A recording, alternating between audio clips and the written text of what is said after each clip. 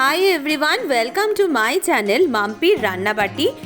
Street food স্টাইলের যে কোনো রেসিপি কিন্তু আমাদের দারুণ লাগে, তাই আজকে আমি আপনাদের জন্য নিয়ে এসেছি ছোলার ডালের মুচমুচে পকোড়া। আজকে ছোলার ডালের পকোড়াটার জন্য আমি ছোলার ডালটা 200 গ্রাম নিয়ে নিয়েছি আর এটা সারা রাত ভিজিয়ে রেখেছি।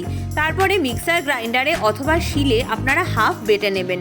তারপরে এটার মধ্যে দিয়ে দিয়েছি লঙ্কা কুচি, ধনেপাতা কুচি, আদা গ্রেট করে দিয়েছি, আর দিয়েছি স্বাদ মতো নুন, আর দিয়েছি সামান্য একটু হলুদ গুঁড়ো। এরপরে সমস্ত উপকরণগুলো একসাথে মেখে নিতে হবে, ভালো করে মেখে নেবেন।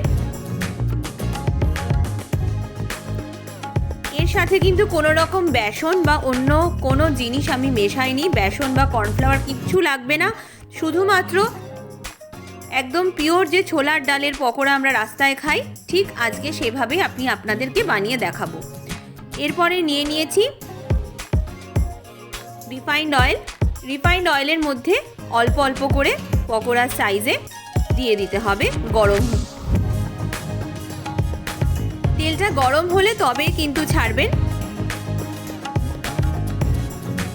আর পকোড়াগুলো দেওয়ার সময় একটা সাবধানতা আপনাদের অবলম্বন করতে হবে, যেটা হচ্ছে সঙ্গে সঙ্গে কিন্তু খুন্তি লাগাবেন না। এটা মিনিমাম 3 মিনিট মতো মিডিয়াম ফ্লেমে হতে দিন, তারপরে কিন্তু একদিকটা খুন্তি বা হাতা যেটাই আপনারা লাগাবেন সাবধানে লাগাতে হবে। তাহলে দেখুন আমার খুন্তিতে কিন্তু কাঁচা যে ডালটা সেটা আর উঠে আসবে না, এক পিঠটা সহজেই হয়ে যাবে। এরপরে খুব হালকা হাতে আমি এই হাতাটার সাহায্যে এক পিঠ উল্টে দেব। এটা এত সুন্দর খেতে হবে বন্ধুরা, এটার মধ্যে কিন্তু কোনো রকম বেসন মেশাইনি, একদম পিওর যে ডালের পকোড়া আমরা বাইরে খেয়ে থাকি স্ট্রিট ফুড স্টাইলে, ঠিক সেইভাবেই আমি আপনাদেরকে করে দেখাচ্ছি।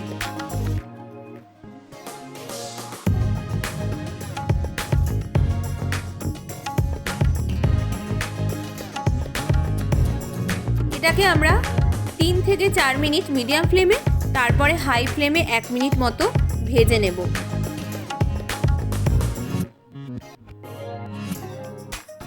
দেখুন একদম গোল্ডেন ব্রাউন হয়ে গেছে।